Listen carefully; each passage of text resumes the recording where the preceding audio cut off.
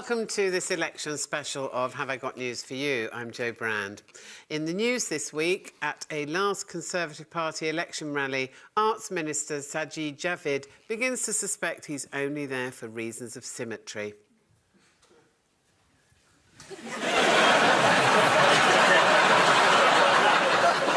As if his day hasn't been bad enough, one MP has to attend an inquiry into some missing parliamentary cutlery. What's in your pockets? Nothing. Empty-pocketed? Well, I have a pen and a diary card. That's it. From a hotel in the Lake District, rather intrusive footage emerges of breakfast being served to me and my husband.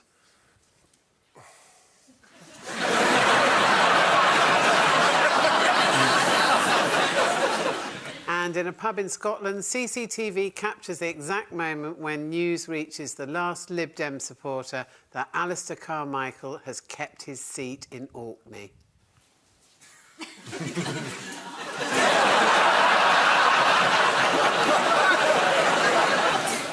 On Ian's team tonight is a stand-up comedian who used to play in a five-a-side soccer team called Real Madras. If you're watching, Mr. Cameron, they're your favourite Spanish football club. Please welcome Romesh Ranganathan.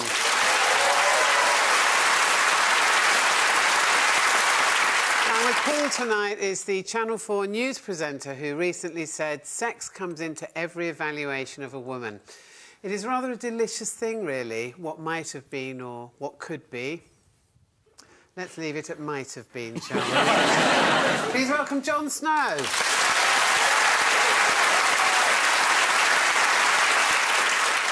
And we start with the bigger election stories of the week. Ian and Romesh, take a look at this. Trying to get out of the country. No, this is the race to get the first result in while people are still awake. So a woman can't count? Just devastated. Ed Miliband looking chilled out. They're shouting at him. Oh, so relaxed. You're an immigrant? No. This is the throne. The legend! This way. And it's the winner. I hate you. Oh, there's balance. These are all people who've gone. Liberals, Hughes, poor old Danny Alexander. Have I won? No. No, he stayed in as punishment. And then it's goodbye. It was quite exciting, because everyone said it was unpredictable, meaning they got it wrong. So we had this exit poll when we came out, which more or less told you what the result would be, which is a Tory win, except they'd understated the win. And then everyone spent the rest of the evening going, well, if this poll's right... Oh, God, it is right. I'm just going to step to see if the exit poll's right. I know. I've stayed up for no reason. They had Paddy Ashdown on at the beginning of the evening saying, if that exit poll's right, I'm going to eat my hat. Typical Lib Dem. The end of the evening, they gave him a hat. Did he keep his promise?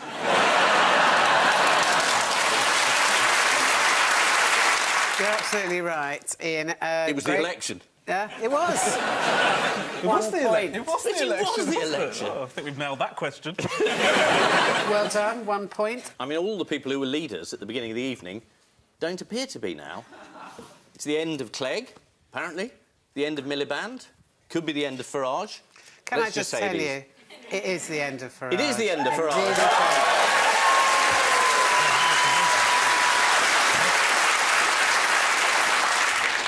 So, well, total wipeout for the Lib Dems. Who's gone, then? You mentioned a few of them. Cable, yes. Cable, yeah. Danny Alexander. Yes. Simon Hughes. Indeed. Charles Kennedy. Yeah. Everyone you've heard of. Indeed. They've all gone. But not Nick Clegg.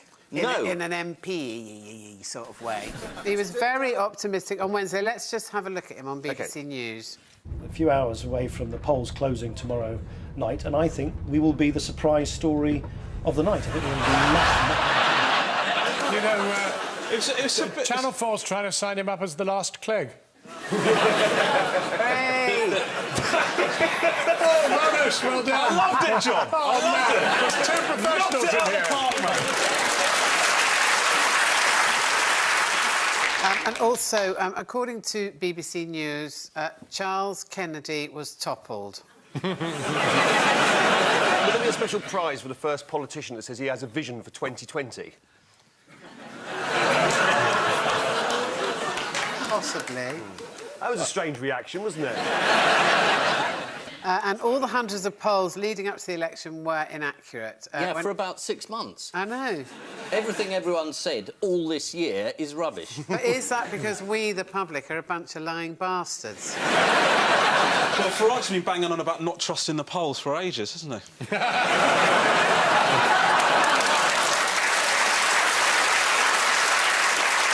It's a problem with democracy, isn't it? And people just don't vote the way you want them to. It's a problem. I know it upsets you. And like in '92, a lot of people voted Tory at the last minute, having said to the polls, "Oh yeah, Labour." Yeah. You've talked about Paddy Ashdown and what he said he'd do. Let's just have a little look at him actually saying that. If this exit poll is anywhere near right, this is beyond your worst nightmares. If this exit poll is right, Andrew, I will publicly eat my hat on your programme. See, Paddy Ashton has been pictured wearing a bacon hat. Well, also, Alistair Campbell said he'd eat his kilt, and David O'Doherty tweeted, "Does Andrew Neil's hair count as a hat?"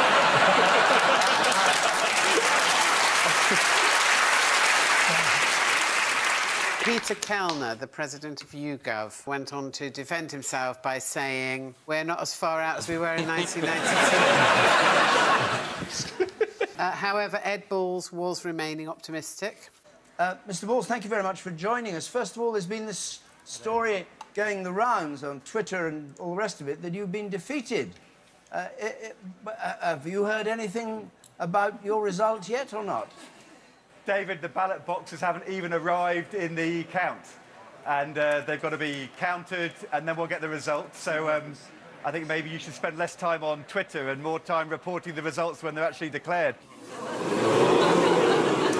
Let's just see how that's it the panned Shadow out for Chancellor. him. So good of him to explain the whole process. They get the votes in and then they count them. Well, thank you, Ed. Thank you for your insight, you little expert.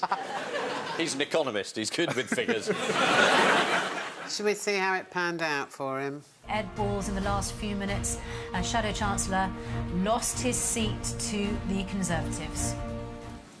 Is that an R? No. No, I think this some is people the would... Shadow Chancellor. No, some people were genuinely surprised, I think. There were some people who didn't know. I'm sorry. I thought it was a wave of empathy. Is David Dimbleby going to call him and go, "Have they been counted now, Ed?"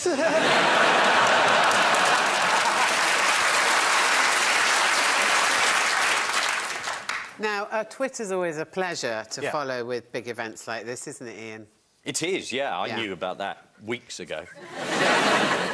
For example, Conservative Claire Perry tweeted after Mark Reckless lost his seat, and to be fair, she was very gracious about it. "Hallelujah, Mark Reckless out. Don't let the door hit your fat ass as you leave."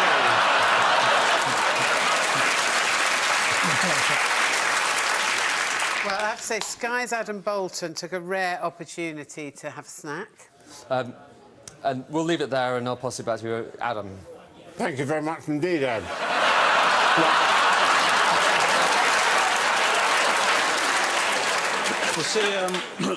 Had he volunteered to eat Paddy's hat for him? Just stop for a minute, please. Lynn Clegg has resigned, so I just want to get that. Oh. Do you all hear that? Yes. Lynn Clegg has resigned. Hold on a second. Don't applaud. Do we have to start this from the top now? Do you think Ed is going to resign? Ed's going to resign. Yeah. What about Cameron? See, I don't reckon he's up for another term. What a maverick move that would be. Thanks so much, and goodbye. Anyway, it's been a long night of interviews, everyone rushing to get on all the channels. John, you've had to interview people in a hurry in your time, haven't you? Here's a recent example.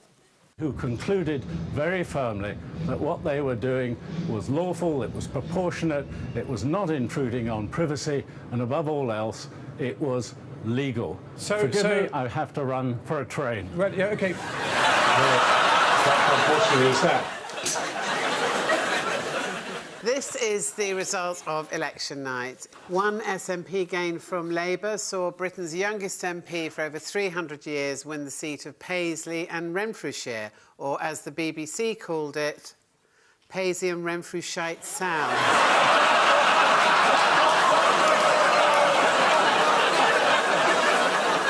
George Galloway lost his seat, although presumably it wasn't his fault. Before the count, he was confident of retaining his seat, but in the end proved he had all the psychic powers of Paddy Ashdown, as he lost by more than 10,000 votes. Here is Galloway.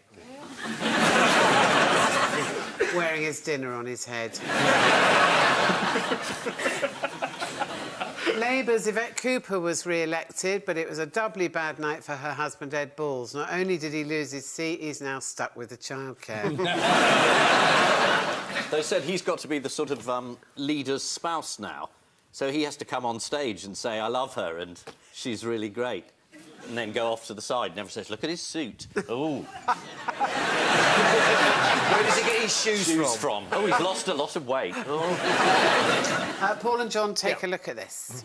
OK, so Nick Clegg celebrating the inevitable. That's from headstone to headstone. Yeah. There's the man saying goodbye, and there's the... that's what he's... what is he looking at in there? Just vote, for goodness sake. Whining here. It's a message from his brother, David. He said, I'm coming home. I wonder if David's actually been orchestrating things from behind the scenes, or just phoning up Ed going, no, the stone tablet's a great idea. No, it's really... no, they'll love it. It's going to be amazing.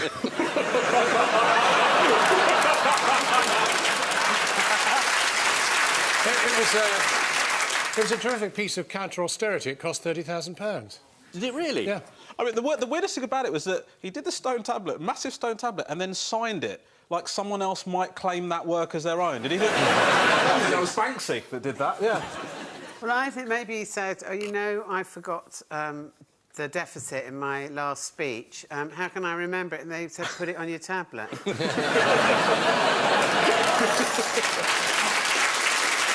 But unfortunately, it's one of those metaphors that comes to haunt you. So he makes the stone tablet, and then his head of policy says in an interview, so, is he going to keep all those pledges? And she says, well, no, I mean, it's not as though they're, the phrase, set in stone.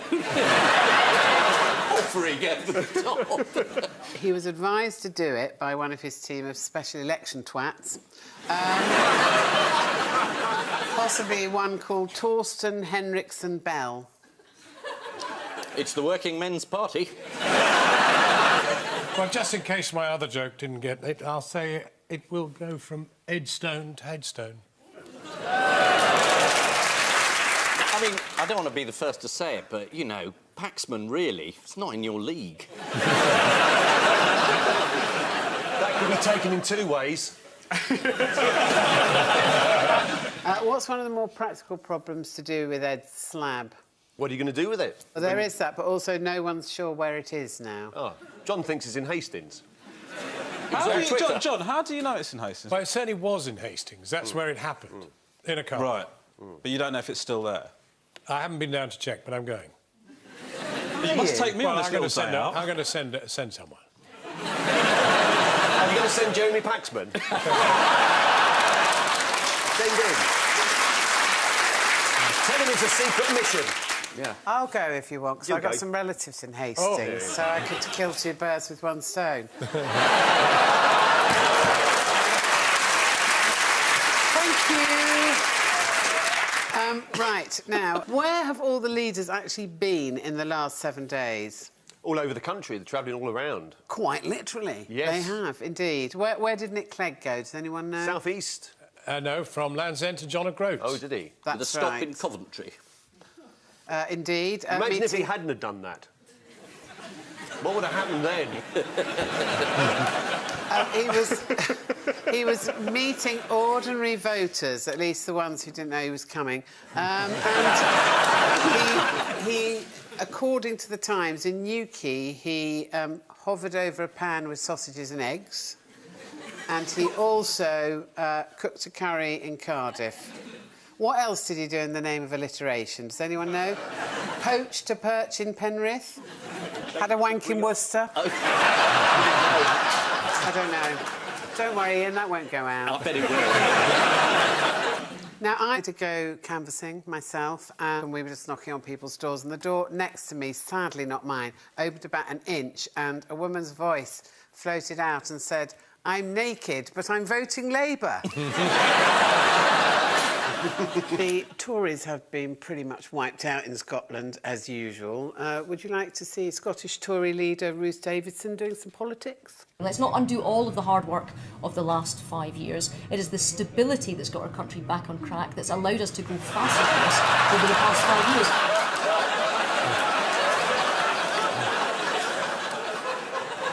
Back A on lot track. better than skunk. No, I might move to Scotland. Now, let's have a look at how Britain went about voting yesterday. In Hull, voters cast their vote in a boxing club. I can't see any voters there, though. Hang on. There's one there. Oh, there.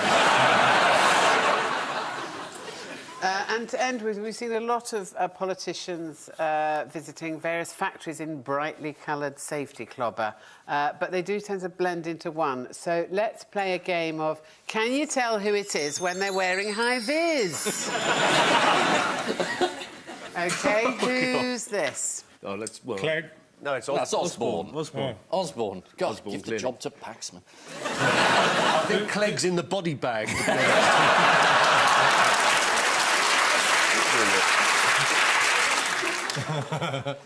Just loading him into a diving bell for some reason. That's what they told him.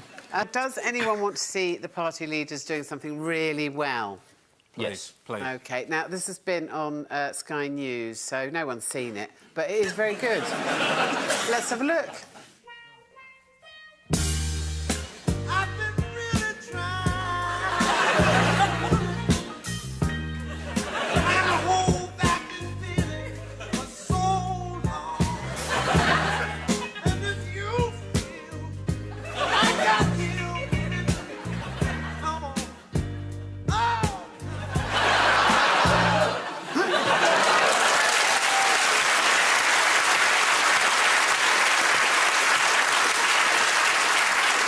This is the lead-up to the big day. The giant stone was not Ed Miliband's finest moment of this election campaign. Still, it's nothing compared to the bricks Nick Clegg was shitting last night.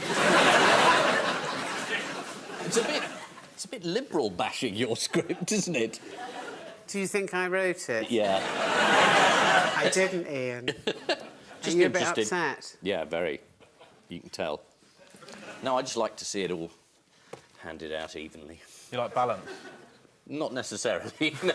You know, there's a lot of pain in the country.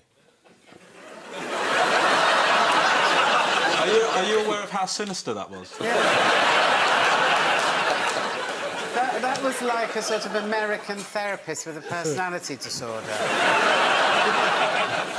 Ed's visit to Russell Brand's flat ended with Brand saying, "What we've got here is something worth voting for," which makes a nice change from "just see yourself out, love." The money's on the mantelpiece. It's the same joke. I'm extending the same joke. To a sort of payment relationship. A loving but brief one. To get the groceries for the breakfast that you said you're going to get in the Oh, morning. OK. Good save. Even though you are a prostitute. Time now for round two, and let's move on from talking about the election to answering some quick-fire questions about the election. Fingers on buzzers, here we go. During the campaign, we learnt that Gerry Adams likes to keep fit by trampolining, but what's unusual about the way that he does it? Is it on Ian Paisley? Oh, no, they're friends now. No, he's dead, isn't he? Will you go away, for God's sake? You're up and down a bit like a trampoline. That sort of thing. It's that sort of thing. No, he admitted that he likes to jump up and down on a trampoline with his dog while naked. What kind of accident is he hoping for there? Which prospective councillor emerged as having a name that sounds a bit rude? Arthur Bottomley. No, that's sweet, though. I'm going to think of the rudest thing I could think of. Bottomley? No, it was UKIP prospective candidate for Barnsley, Wayne Kerr. Now, what is going on here? I've just passed one of your manifestos. This is a student, surprise, surprise, at Solihull College who approached Nick Clegg for a selfie. Should we have a look, see what happened? Hey, guys. Yep.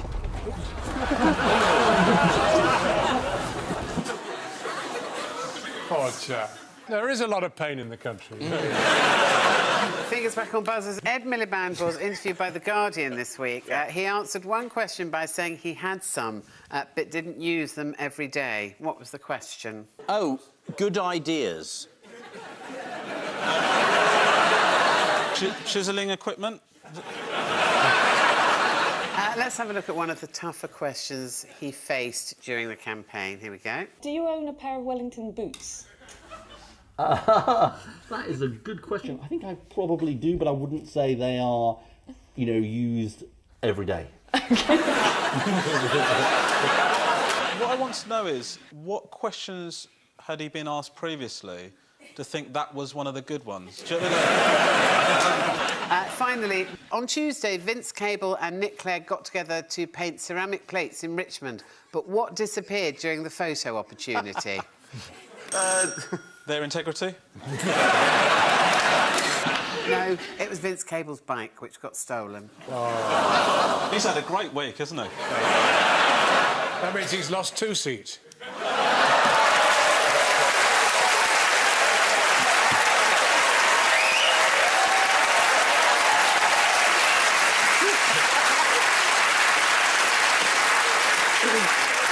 Just goes to show you should never give up. We'll have to include the other 2 bozo jokes to make that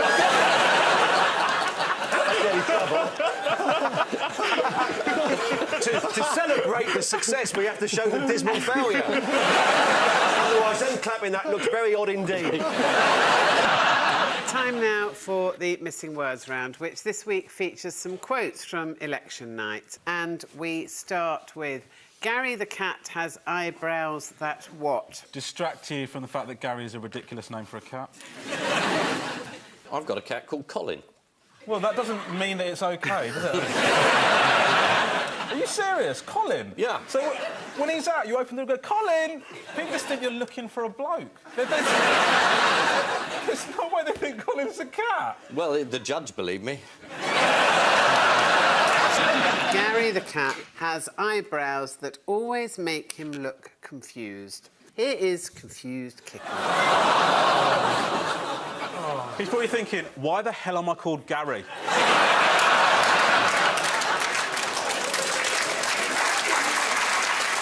Next, man spotted what behind Labour's Lucy Powell? Man with chisel. Man spotted eating muffin behind Labour's Lucy Powell. Shall we have a look? Yeah, let's have a look at the muffin. Might be really interesting. Yeah. The opposite effect to what many people in Scotland want, which is and if that's what happens, then, you know, we're going to have a very divided country. Lucy Powell. Repairing.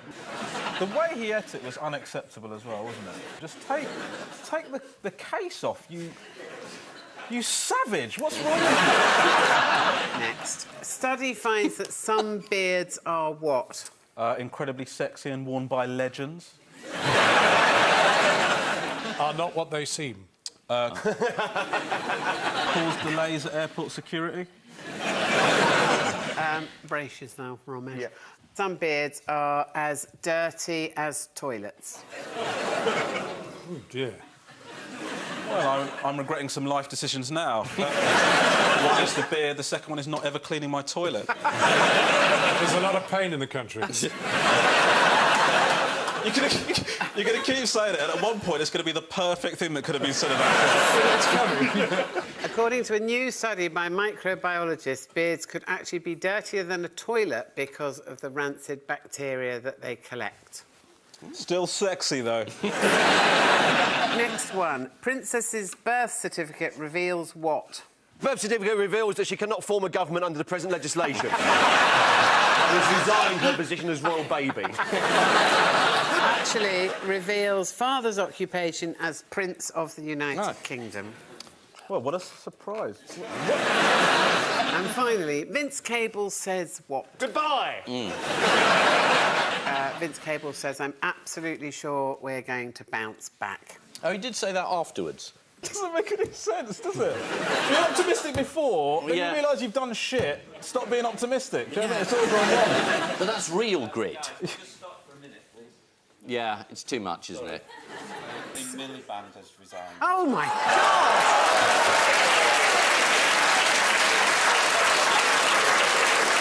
As unexpected as I am to take on the leadership of the Labour Party, and indeed the Liberal Democrats and UKIP as well, I'm going to merge them all together into one almighty union. Everything we said is completely irrelevant. So out of that 7, who's left? It's like the Magnificent Nicola Seven. Sturgeon. 3 women are left. Natalie Clive Bennett. Cumry. Has she not resigned yet? Leanne Wood. Oh, come on. So that's... A lot of pressure, isn't there? A lot of pressure. So You've who's got gone- one seat. They've Give it all back to gone Caroline all Lucas. the men have gone except Cameron. Only the women have staying power. You'll do anything for applause, won't you? I'll do anything for a woman.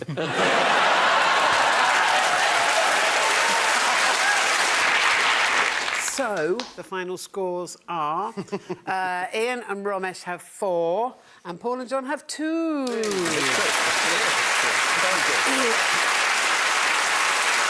On which note, we say thank you to our panellists, Ian Hislop and Romesh Ranganathan, Paul Merton and Jon Snow. And I leave you with news that a retired couple on a coach trip are looking forward to enjoying the large piece of cheddar they've brought with them.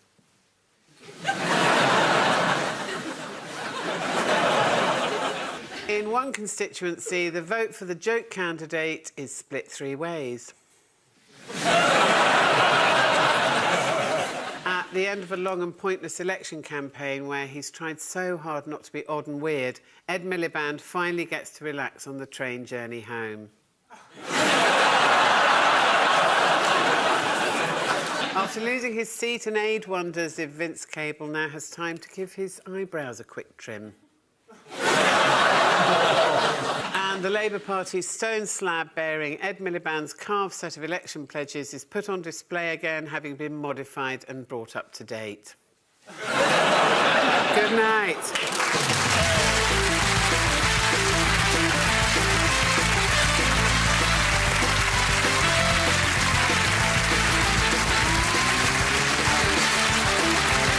Commemorating VE Day with a party to remember. Tomorrow night from 8:30, the Stars are coming out in Horse Guards Parade for a spectacular concert. While in a change to the build time tonight, Graham Norsom and his guests Miranda and Rupert Everett are up to mischief now at 11 o'clock. And switch to BBC 2 for Claire Balding's sports show.